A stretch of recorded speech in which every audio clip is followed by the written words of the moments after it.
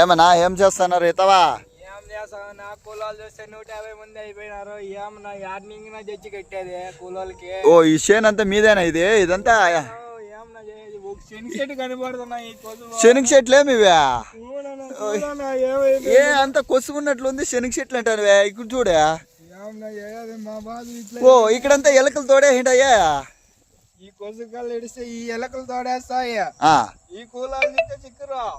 ఏమన్నా చేసేది ఒకటే పిక్కుంటానన్న కొసువు. అయ్యో కూలలతో పెట్టేదే? కూలాలు ఇప్పుడే 150 మంది అయినారు. 150 మంది? ఏమి 2 ఎకరాలు లేదు ఇదానికి 150 మంది అయిందా కూలోళ్ళు? కూలే 400 రూపాయలనా? ఏమి ఇతవంతా ఎండికి పోయిండయ్యా? ఏం చేస్తావన్నా కొసువు పెరిగేసి ట్యూబుల్లో నీళ్ళు ఎగురువో సరిగా. ఎలా కొసువు అడ్డం ఉంటుంది నా ఆడే కార్కొని ఉంటాయి. అయ్యో చూడండి ఫ్రెండ్స్ రైతుల బాధ ఎట్లుందో పాపము. మనం అంటాము అత కూర్చొని 10 రూపాయలు ఇచ్చి శనక్కాయలు అంటాము. ఆ శనక్కాయలు రావాలంటే ఈ కొసువులు అబ్బా ఏంది చూడే వనం అయిపోయింది. అయ్యో పాపం రైతుల బతుకు ఇట్లయితే ఎట్లా? ఇంకేమన్నా పద్దనికి పీక్తానే ఉన్నారా మీరు?